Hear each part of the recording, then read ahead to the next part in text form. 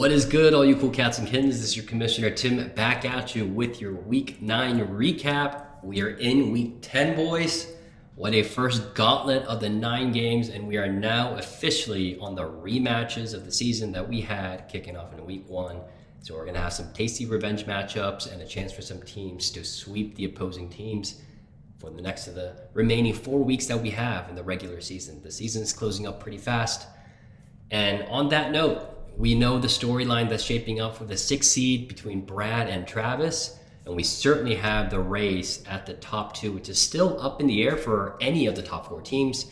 But certainly this week in Week 10, we've got the matchup between Bills Mafia and Moncton Meerkats, as they're 1 game against from each other, and Kyle certainly got a chance to get himself into the preferred position and the likelihood of him being able to get that 2nd seed and get that coveted first week playoff bye.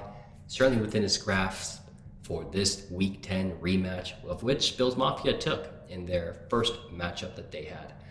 All right, so this video, I was able to put quite a bit of time into the spreadsheets, looking at the numbers, the things I like to do best and enjoy the most about fantasy football, and certainly wanted to highlight a lot of the trades that's happened throughout this week and the expected changes and the delta that we're going to see to the rest of the season's production for all the managers who participate in the trades, along with any of the players that are coming back from injuries, as well as we're now seeing some of the players that are gearing up for returns.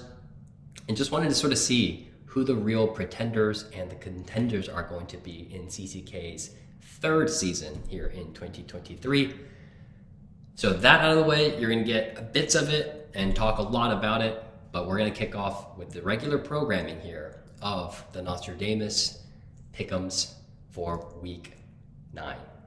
All right, so matchup number 1, it's the freebie week. You all got this one right with the exception of Brad. So Travis, Brad was the one who picked against you. 2 shots, no cup, moves down to 0-9. Unfortunately, still staying winless for the season. Huge dick of Travis certainly gets the much-needed win that he needs to be in the window to be able to strike to get into the playoffs against Brad, his arch nemesis, who also happened to pick against him here. Huge Dicka moves up to now tied 7th, a game behind Brad, who now sits solely 6th in the matchup that we'll talk about in a little bit. Moving over to matchup number 2, Trust the Process against Kevin. Kevin, I love that you continue to bet on yourself. Trust the Process started off on a little bit of a weird beginning on Sunday morning games, but was able to pull off, I believe, the week high for the match at 146. Staying undefeated for the season, 9 straight, and Kevin now moves down, notching his 4th straight loss after a promising 3-2 start to the season, now at 3-6, and completely out of the playoff pictures as far as what we can see from his points for totals.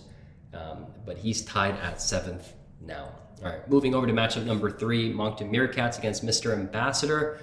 All of you got this one right. Moncton Meerkats now takes the claim of the sole 3rd position within our league, just a game behind Bills Mafia. So this rematch between Bills Mafia and Moncton Meerkats in Week 10 is going to be something to behold. Mr. Ambassador gets his 2nd straight loss, staying tied 7th. And matchup 4, man, this was the upset of them all, including Brad picked John to go here. So 9-0 sweep on the underdog picks that no one went with Brad. But this allows Brad to move to a sole position 6th, where he was, staying a game ahead of Travis on the coveted 6th playoff and final berth. So he's at 4-5 for the season, and full Jerry, after notching 4 straight to really put him in a commandable position for the playoffs, now sits at 5-4. His odds of playoffs is not necessarily affected here, but certainly a disappointing output for full Jerry for a team that looked like everything was starting to hit on the right cylinders. Scores below 90 points, one of the league low, moves down to 5-4, but tied with Brady Stir Dynasty here, who in matchup number 5, the Commissioner Pick'ems, loses in the highly anticipated matchup between Bills Mafia and Brady Stir Dynasty. Bills Mafia takes claim of the sole 2nd again at 7-2. What a season he's having so far, notching 3 straight wins. Brady Stir Dynasty takes 1 here and moves down to tied 4th at 5-4 alongside full Jerry. So that's what the pick'ems were for this week. Obviously, this one was a 6-4. Still, the majority got this one right, but all the other ones, with the exception of Brad and Full Jerry's matchup, it was all went with the unanimous vote. And this is the updated tally totals here, and you'll see. So I believe Trust the Process is still leading at 37, I believe, and then 36 is Kyle, just one behind Trust the Process. So this race is also shaping up, could go any other way. But hey, this video this week is all about highlighting the fact that we are here in week 10, which means for all you newbies in our league, it's the world famous Cool Cats and Kittens mid-season report by yours truly. This is something I've been doing since our inaugural season. Did something last year as well. So this year, wanted to highlight basically the cream of the crop. Who are the contenders and the pretenders? In the previous seasons, I've called this a bull and bear case for every team. But in this report, I'm just going to be highlighting the 7 teams that are in play for the playoffs, just to sort of see everything from the moves that you have all made, especially this week, as well as any of the anticipated changes, along with any of the X factors that we're counting on. As we saw in the news right before this recording, there was a report coming out from Atlanta Falcons camp that Bijan Robinson was now going to get plenty, quote, plenty of touches in the red zone.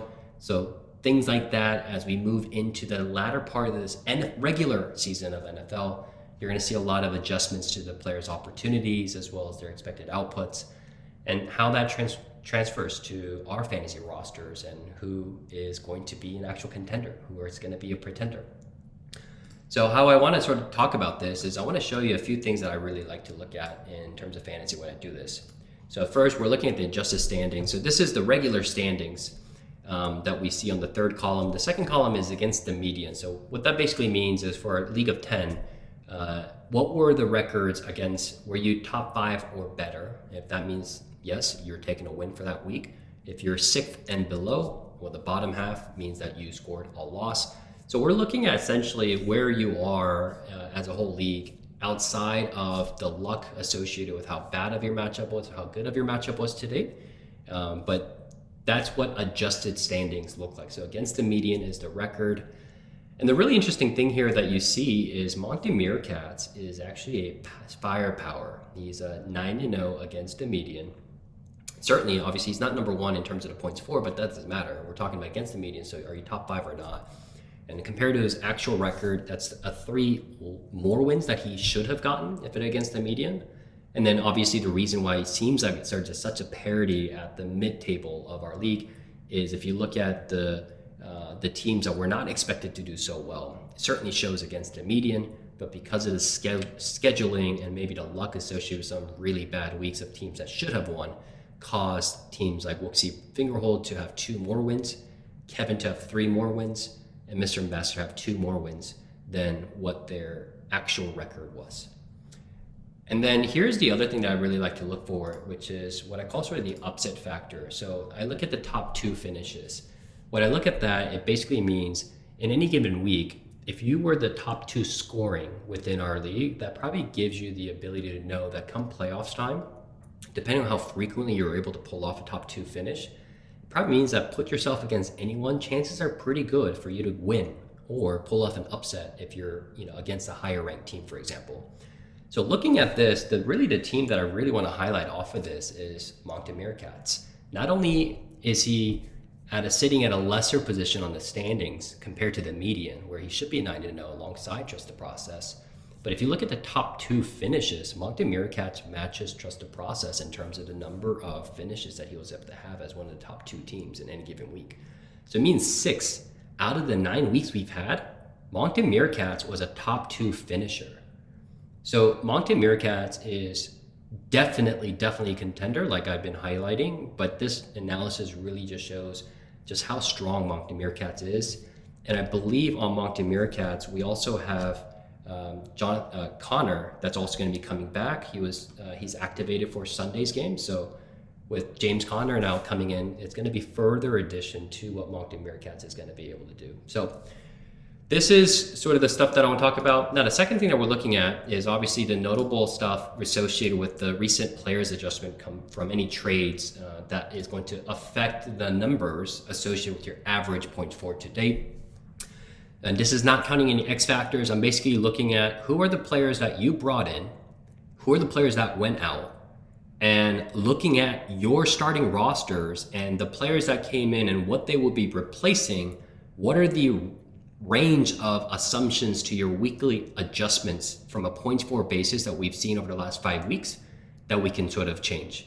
So in the case of Bills Mafia, the recent trade that he made with Brady's third dynasty of getting Tyreek Hill, Jalen Waddle, and Tony Pollard, while only sending out CJ Stroud and Garrett Wilson, albeit that was a great trade for both of those teams. The impact here, the reason why it's so great for Bills Mafia is that CJ Stroud was not contributing as a starter because of Patrick Mahomes and Jalen Hurts being his top 2 quarterbacks. And Garrett Wilson at 11.6, for example, essentially washes out with what Jalen Waddle has been producing. So you do get the benefit of Tyreek Hill there. So that's an added 10 plus there. And then you get another aspect of what Tony Pollard could potentially do compared to his other players that were in the flex or the RB2 territory. And so that's how you get to that weekly adjustment of plus 10 to plus 15. On the higher side of that, being unlocked from what Pollard's going to be able to do for the rest of the season. So there's going to be a lot of these X factors like what Tony Pollard is, and we'll talk about the team by team breakdown of what I consider the X factors that we can count on to really, really ultimately show what the actual ceiling looks like for this teams. Brady's third dynasty, obviously the opposite end of that trade with Bills Mafia, gets CJ Stroud, Garrett Wilson, and recently he was able to get T. Higgins. I think this was a trade about 3 weeks ago with Huge Dicka. And obviously out goes Tyreek Hill, Jalen Waddle, Tony Pollard. So on this side, CJ Stroud, massive boon, especially if he's able to keep up his QB, mid QB1, low end QB1 type of play that CJ's been able to do.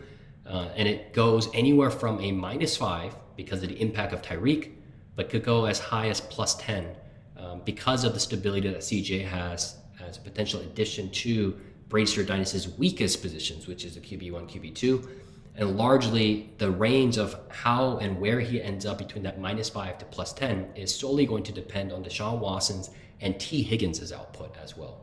So if both hit and CJ Stroud stays the way it is, without any crazy X factors, we're going to be looking at Brady's third dynasty's week-to-week output being on the higher end of that range. If they don't show up, then we can look at -5, even with the guarantee CJ Stroud's average 0.4 being factored in because of the significant loss to Tyreek Hill's points for output on a weekly basis. And looking back, I've described it enough. So we got Huge Dicka, Wixie Fingerhold, and Full Jerry here, who are the players who made the recent trades. I will highlight Full Jerry here with the addition of David Montgomery. We obviously did not see too much of David Montgomery's output to Full Jerry because I believe the week he traded for Monty, David went to IR. He's now been activated, and I believe David Montgomery should be in line to play next week. So depending on whether or not David Montgomery is able to get his previous touches, if he's not, then it's going to be in a lower end of that +2 to +5 range. If it is able to get that now with Gibbs sort of having the genie out of the bottle moment for him, then Full Jerry with Dave Montgomery's impact alone can get up to that +5 to his weekly recent output. All right. So what that basically means is all the work that's gone in there, this is sort of how you can look at the current to new output that we can expect over the closing weeks of the regular season. So we got the teams on the left, we got the average points per week through the first 9 weeks of the season. And then you can look to make any adjustments as a result of any injuries coming back or trades. And you've got Bills Mafia +10 to 15, like I said, and all the other teams that are noted there from the previous slide. And then the new range is the expected 50 percentile of the ranges week to week on the adjustments, as well as the current 50 percentile of the outputs that the managers have been able to do for the first 9 weeks of the season. So you start to see sort of the tiers forming, but certainly there's enough overlaps that within even the 50 percentile thing, it's any given Sunday for all of the playoff bound teams. And so it's going to come up to a pretty juicy playoff outcome. And this is also one of the reasons why I believe having a bye week in week 15, the first week of the playoffs, is going to be extremely important for a team, for a league of our parity at the top levels. All right, so that's all the numbers that basically go into all of this stuff. And if you sort of break down what I think is the contenders versus pretenders, right now, just off the numbers alone, we're looking at the favorite being Trust the Process. I put it in there just because it's, it sort of breaks down from a number standpoint, but I certainly believe that there are two other contenders that are very, very dangerous. And I got Bills Mafia and Moncton Meerkats in here. As you saw in the overlap of the 50 percentile, it's going to be a toss-up in any given week. That said, I believe Bills Mafia can upgrade to the favorite tier should a top 5 running back rest of the season type of an outplay come from Pollard, Gibbs, or Eckler. Ideally, 2 of them will really, really move them up, or if just one of those 3 can end up having a top 3 rest of the season output, then that's all Bills Mafia is going to need for him to be able to get into this de facto favorite tier alongside Trust the Mafia. We got Moncton Meerkats there, but his output was not necessarily up there. But again, the margins are so close between these 3 teams that I think any of these teams can really, really win it all. And largely the percentage associated with only having to win 2 games versus 3 straight for someone who finishes 3rd instead of a top 2 who gets that bye week, that's going to really, really move the needle in terms of the probability here and the power rankings that I have. And at playoffs, I got Brady Stewart Dynasty and Full Jerry. They're going to be locked in for playoffs. Obviously, they're going to be dangerous. You saw in the 50 percentile outcomes there any given Sunday. There is a tier of the not dangerous part on Wooksy Fingerhold and Huge Stickum. I think it's going to be a boon for anyone who's going to be getting paired up with them. So it's going to be the second tier seeds who are going to be able to face the winner of either the not dangerous tiers or the higher ranked of the currently between the contenders and the playoffs, whoever gets the 3rd seed there.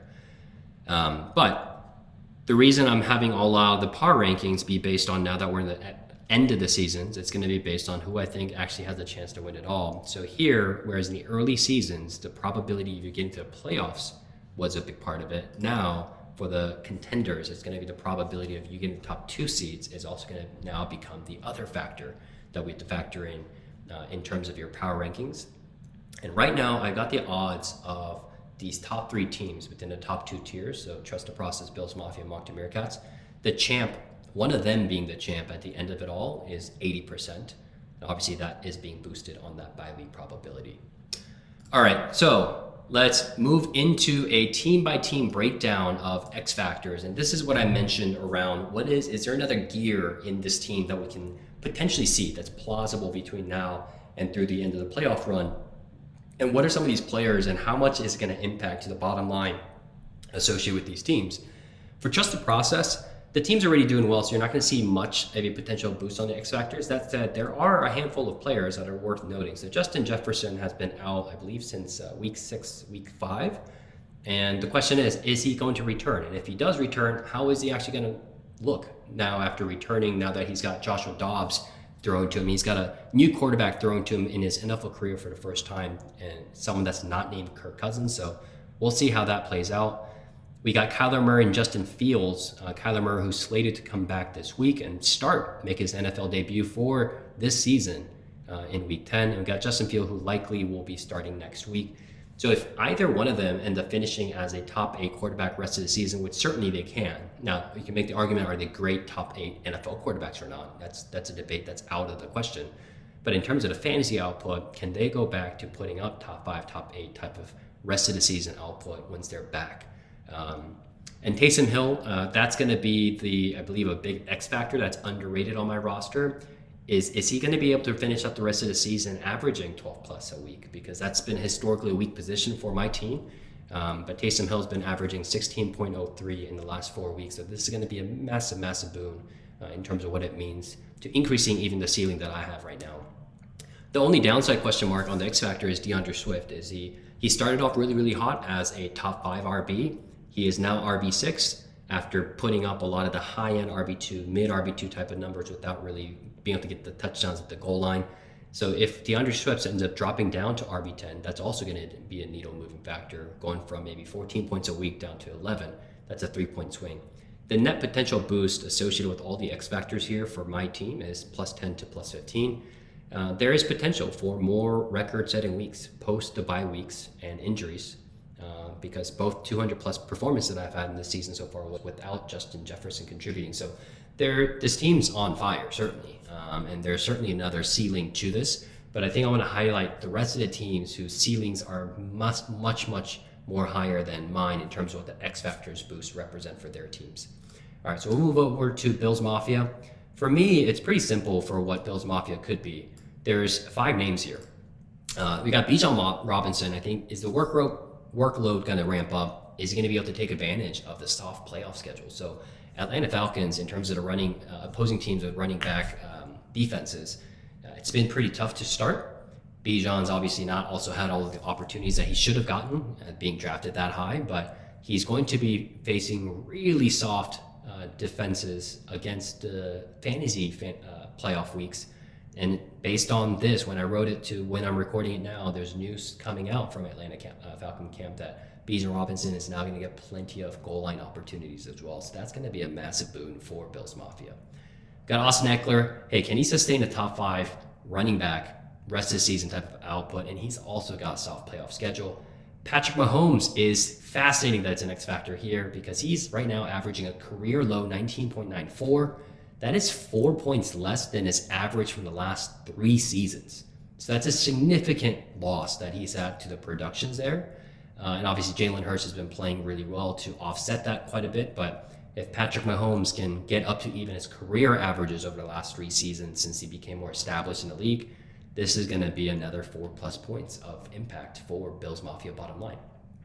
Jahmyr Gibbs, I mentioned this earlier. I mean, the genie's out of the bottle with this kid. How many touches is Jahmyr Gibbs now going to get with David Montgomery now being back rest of the season?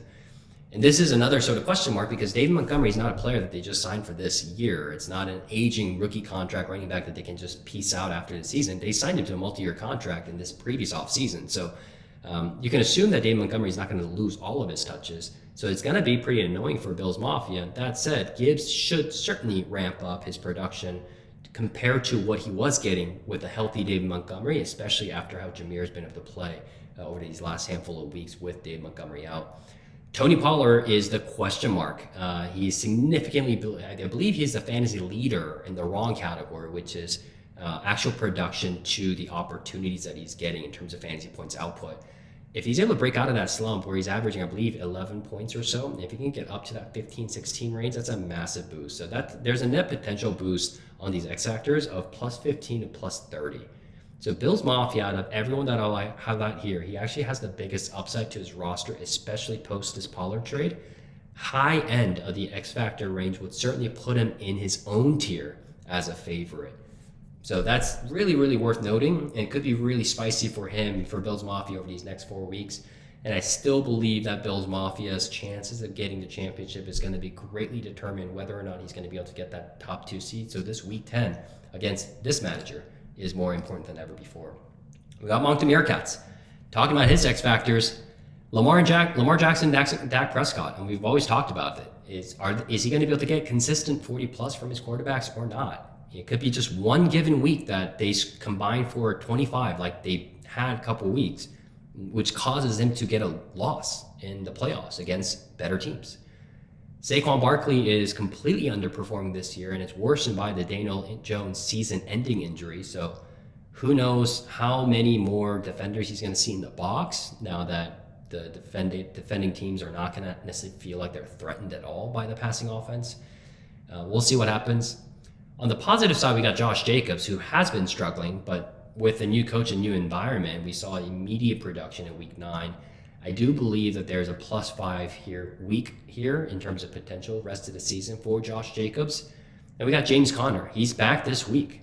How is he going to perform on the return? And if he comes back healthy, doing a season average that he did, there's going to be a +5 potential to what has been the replacement value for Kyle's roster for a position that James would take. Kyren Williams is also due back in week 12. So if Kyren Williams is able to repeat the miracle run that he had in the beginning of the season and take touches away and become a de facto RB1, a top 2, top 3 type of an output, that's a massive boon for the Moncton Meerkats as well. So the net potential boost here is as high as Bills Mafia on the high end, but potentially a lower end on a boost at a +10. So it could be the runaway running back number 1 powerhouse at full health, because you're going to have CMC, James Conner, Josh Jacobs, Kyren Williams, Saquon Barkley. Right now, Monty Meerkats, here's what's crazy, is he's putting up contender numbers when it's just right now duct taped together by Christian McCaffrey at the moment.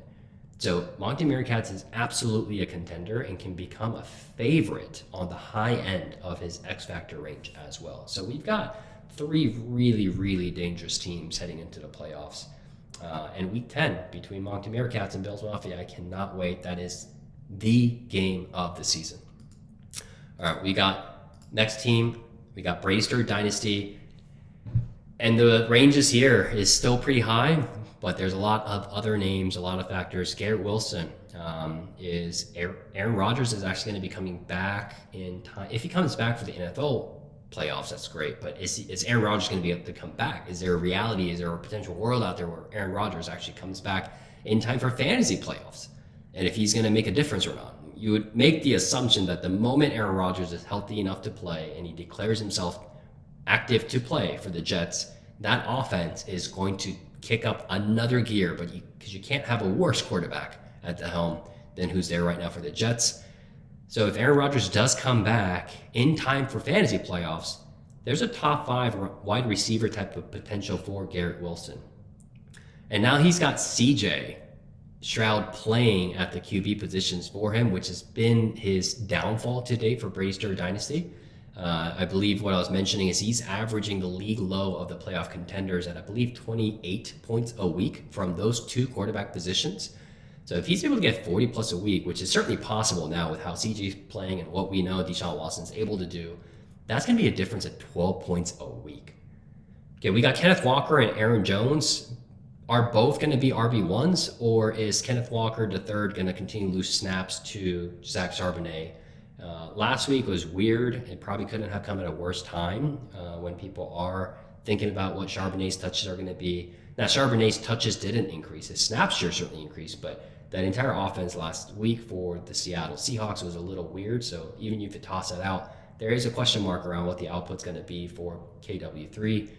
And Aaron Jones is now back from his hamstring injury of multi-weeks. He's starting to look better, but is he going to be able to finish as at least a low-end RB1? If so, it's going to be a big boon for him. We got the Bengals passing offense. That's going to be an X factor for Braister Dynasty, especially because he's got T. Higgins back as well. And if they play the way that they've been able to play over the last 3 weeks, since that's paired with Joe Burrow's health now sort of coming back, you got Jamar Chase, top 5 wide receiver rest of the season. You got Higgins, top 20. So if this happens, Jamar Chase being able to get sort of similar to that Tyreek Hill's type of an output that he's able to have, then Braister Dynasty is going to be able to achieve the high end of his net boost as far factored in by these X factors, because we know Jamar Chase has also been performing at the low end as well.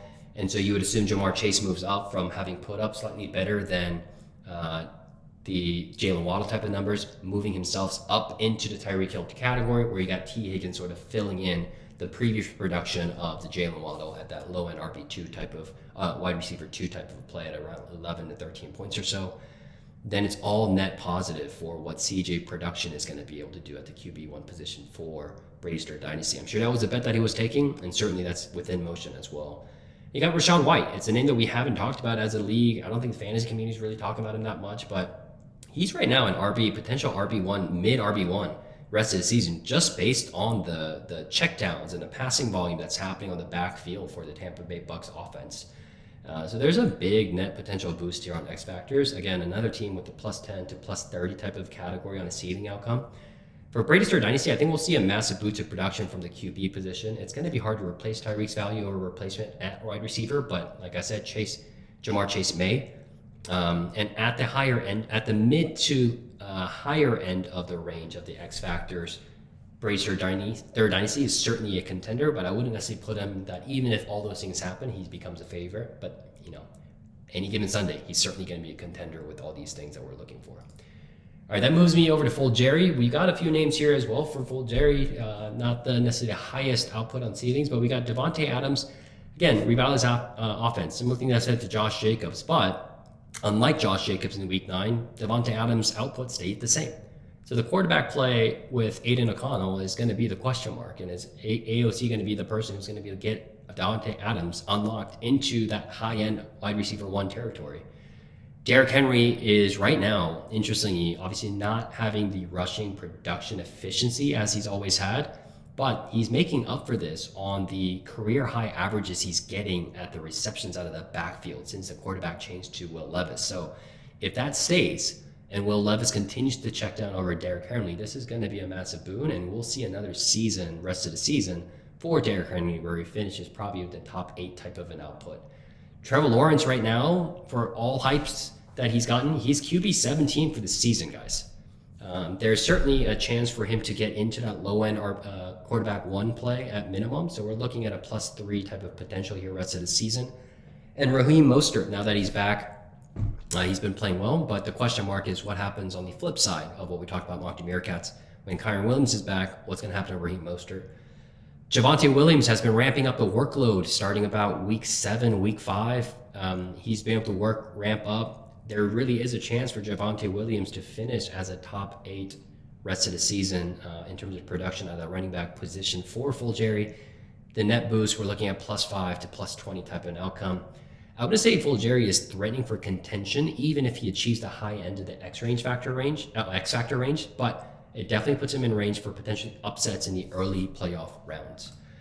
All right, so looking over at Huge Dicka, we got a few names here. We got Sam Howell, who looks like a franchise quarterback and is right now an elite quarterback too. If you take the Buffalo game in week 3, which is just his 3rd game starting, Sam Howell is a legit QB1. So for Huge Dicka, a pairing between Joe Burrow and Sam Howell puts him into this very elite category of the quarterback outputs that we can see. Deontay Johnson's a player that Huge Dicka hasn't had for most of the season and looks like post-injury return, he's continued to be a target hawk. So is that going to be continue to be the case? If Deontay Johnson, he's never going to get the high touchdown numbers, he's never done in his career, but if he continues to hawk some targets, he's going to have some high-end wide receiver numbers for the rest of the season and certainly going to move the needle for Huge Dicka's expected output. Chris Olave is the X factor here, really, for Huge Dicka's case, I think. One of the main players I really want to highlight here. Chris Olave is only averaging 10.37 a week. There are going to be more targets and certainly more touchdowns for Chris Olave, so hopefully Derek Carr is going to be able to figure out the red zone offense there. It can certainly vault Chris Olave into this low-end wide receiver 1 range. And the Bengals offense has looked great since the bye week. Joe Burrow and Mixon look elite at their positions. Those are the averages. So basically the last 2 games since their bye week return, Burrow's been averaging just shy of 25 and Mixon just shy of 17. So if those continue to happen, that's a massive, massive boon for Huge Dicka. So the net potential boost is +5 to +15 here. Huge Dicka, by the way, has never been a bad team at any point this season. It's just that the Bengals offense and injuries have put him in a deep hole that he's got to. So the Bengals offense, along with other injuries like Deontay Johnson, has put him in a pretty deep hole. Now he's got to find himself digging out of, and he's certainly in the motion of digging himself out. Now sitting just 1 game back behind Wooksy Fingerhold. But I don't think the trade that he made with Wooksy really does enough to reduce the number of wins that Brad is going to have rest of the season. And Huge Dicka is already on a tight rope, and the only players that he really got back were for his tight end depth, which isn't necessarily going to be much because he's got TJ Hawkinson starting for him. So Huge Dicka is really, to be having a chance at contending period, he needs to get into the playoffs. And for him, it needs to be about getting to 5 wins minimum. If he made the playoffs, then the ceiling is there, certainly because of these X factors, even without it, for a potential round 1 upset, because his team is going to be playing better compared to the early part of the season, as he's going to be expected to do in the latter parts of the closing weeks of CCK. All right, moving over to the last team here, Wooksy Fingerhold. Didn't really highlight any X factors for him because I think it's obvious what Brad is wanting to do or prefer to do. I think he prefers to be in the lottery balls for increasing his chances at a higher pick this offseason. But he's in this position. He's sitting 6th. If the season ended today, he's been in the playoffs. He knows that he's not going to be strong enough to make any run. I think he prefers to get out of the playoffs completely, stay out of it, and get into the toilet bowl where he can try to maximize his lottery ball chances. But really, for him, it's so far deep into the season that it's not about what he's going to be able to do. It's just, is Huge Dicka going to be able to get to 5 wins? So weirdly for Brad, in order for him to not make the playoffs, he doesn't have control over that. It's going to be about where Travis is able to get 5 wins or not. So there's a scenario where even though Brad isn't necessarily looking for a playoff berth, he may end up getting forced into it. So really for Brad, it's just one more win outside of the Week 13 outing that he has against Two Shots No Cup is going to force Wooksy into the playoffs, because that's going to get him his 6th win. So, the question is he intentionally looking to miss out, or is he okay with him getting pushed in? And the other thing to sort of think about here is no one will likely want to finish 7th in CCK, as they will face Two Shots No Cup in the first round of the Toilet Bowl, and you're going to end up either the last or the second last in terms of the chances that you get at the ping pong balls. If you're a 7th, the best wish you can have is 3rd or 4th best chances at the number 1 pick, because Two Shots No Cup is likely going to at least lose that first round. So it's going to be a really, really interesting thing with all the different sort of teams factored in. I think even if you wanted to start tanking, and keep in mind, you also have to start 10 players if you have viable players. Otherwise, it does get forced in terms of who would have been the best starter. So it's just going to be a really interesting situation for Brad, along with the other managers who are right now sitting on the outside looking into the playoffs, because 7th is not where you want to end up in the season. All right, so that really does it for all the teams, sort of the X factors here, and then that now leads us into the breakdown of what we're looking at in terms of the power rankings heading into Week 10. I'm gonna sort of show off the entirety of the slides here, and you sort of guessed it. I'm gonna move Bills Mafia up 1. I think the trades, along with the X factors that we talked about, is really, really going to move Bills Mafia up. Man, I was talking with Bills Mafia about this trade, and for him, it was the best thing that you could get. I mean, keep in mind that 106th pick that he ended up selecting CJ Stroud with was a pick that just fell on his lap, and it turned out to be the runaway best quarterback of them all in this rookie class. And being able to cash that in, where it doesn't impact your output at the QB positions, but you only benefit from getting the best wide receiver in fantasy today to now become a wide receiver for you, which has been Bills Mafia's weakest position. I think all those things, even though the season's to dates number on points for doesn't reflect that, I still got Bills Mafia moving up a spot to number 2. And largely, this is also due to the fact that like I said last week, I think Bills Mafia and Moncton Meerkat Trust the Process are all very similar with each other in terms of who wins, who doesn't. Any one of these teams can face each other, and in a series of 10 games, they'll at least pull off 3 wins against the other. So there's a decent amount of chance for any of these teams to really beat each other up, and because of that, the probability associated with you winning it all is going to be associated with how many games do you have to play to win it all.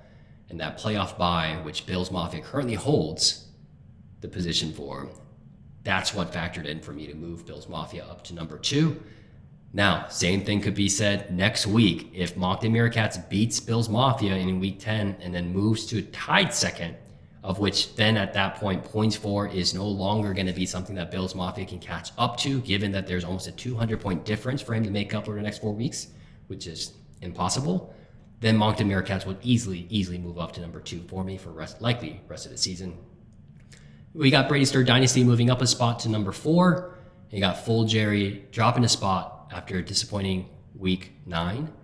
And you've got the rest of the teams here. Still, for both Wooksy and Huge Dicka, I still have to have him at 6 and 7, even though I would say Huge Dicka is certainly a better team, especially if you look at the points for and the anticipated performance towards the end of the season that Huge Dicka is going to be having compared to his beginning part of the season.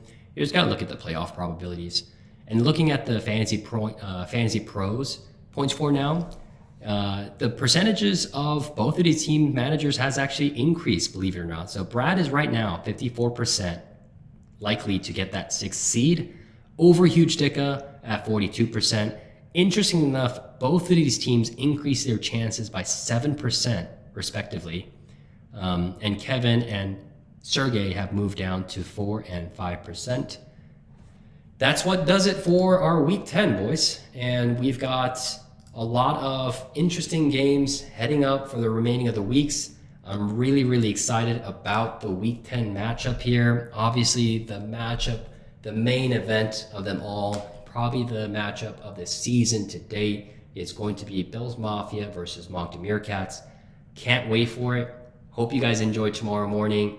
Enjoy Sunday games and Monday games, and see ya.